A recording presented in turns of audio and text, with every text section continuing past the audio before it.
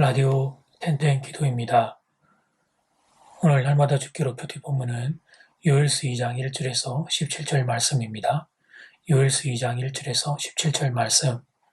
요엘서 1장 후반부부터 2장 전반부는 여호와의 날을 다루고 있습니다. 유다 백성들은 여호와의 날에 대해 낙관적인 기대를 가지고 있었습니다. 그날이 오면 하나님께서 세상에 개입하여 악한 세력을 바로잡고 자유와 축복 주실 것을 기대했습니다.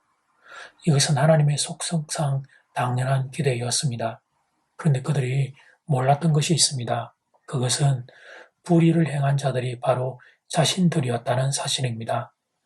그래서 여호와의 날은 바로 자기 자신들이 심판받게 될 날이라는 사실을 몰랐던 것입니다.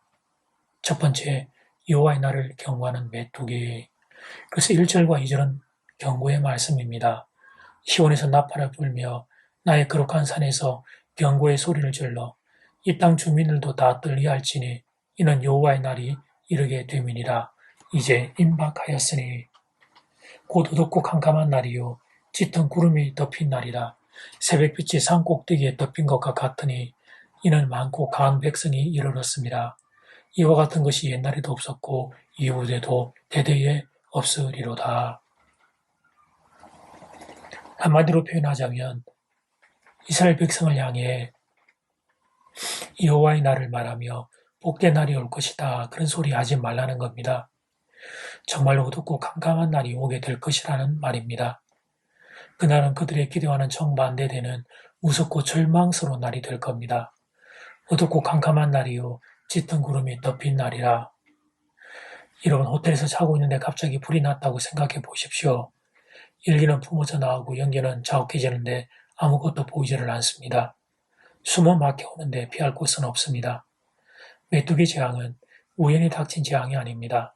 그것은 심판의 서곡입니다. 유다 땅을 휩쓸고 간 메뚜기 떼의 공격은 하나님께서 유다 백성들에게 어떤 감정과 생각 가지고 계신지를 보여주는 하나의 예에 불과했습니다. 하나님께서는 더욱 강한 원수를 끌고 와 유다를 진멸하시기까지 진노를 거두지 않으실 것입니다.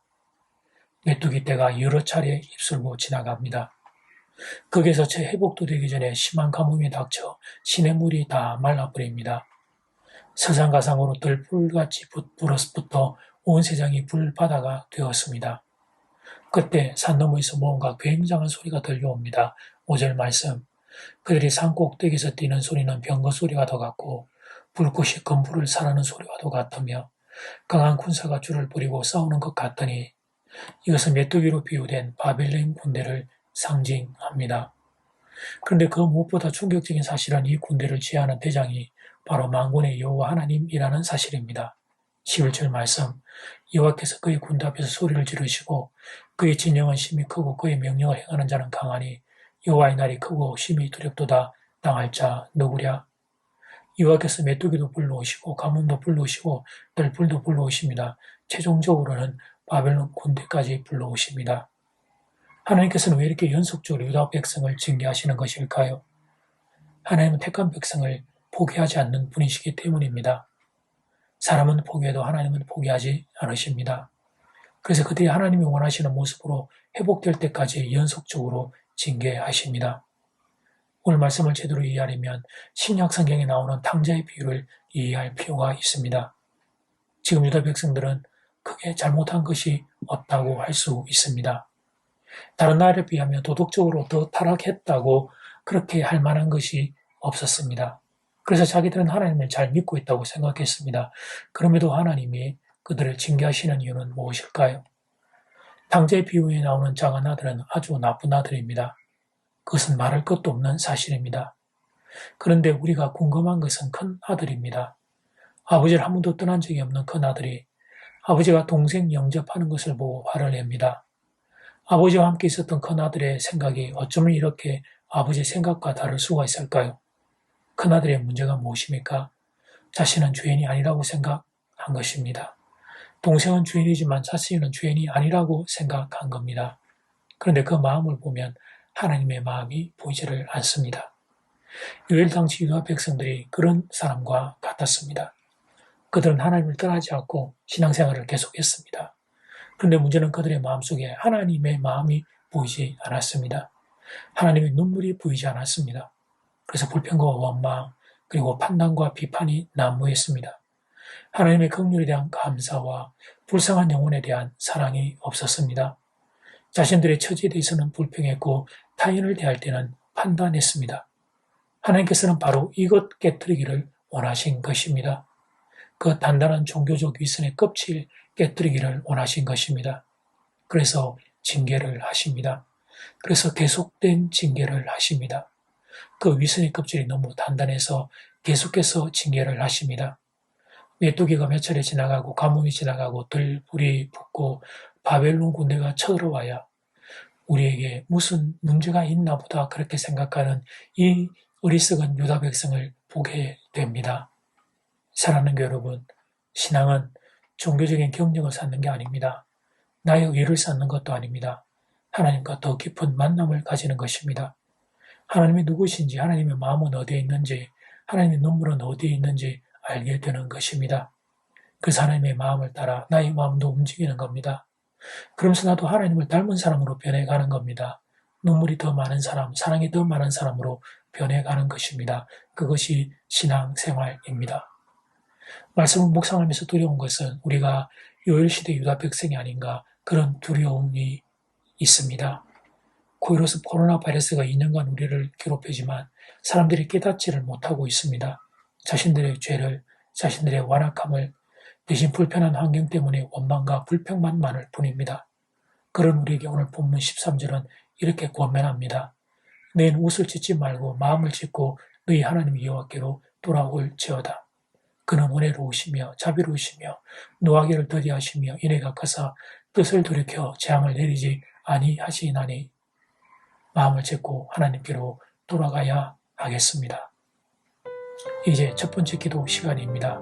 받은 말씀과 개인 기도 제목을 가지고 함께 기도하는 시간입니다. 이 시간 다 함께 마음을 모아 주님 앞으로 나아가겠습니다.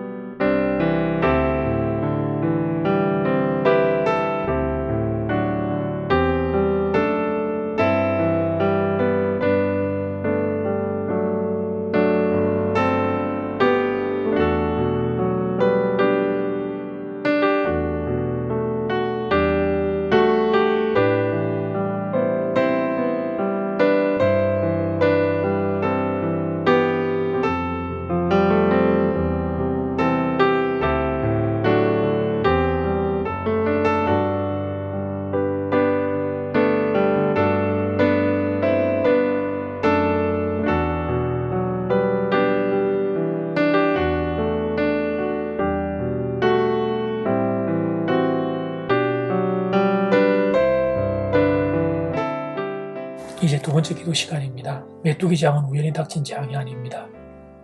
이스라엘 백성들은 그런데 이 재앙 앞에서 깊은 묵상을 하지 않습니다. 자기들의 마음이 하나님의 마음이 없으면서도 불평과 원망과 판단과 비판만 하면서도 하나님, 이들은 자기들의 마음에 죽을 바 된 상황들을 깨닫지를 못합니다. 하나님께서는 바로 이것 깨뜨리기를 원하셨습니다. 이 시간 다 함께 마음을 모아 기도드리겠습니다.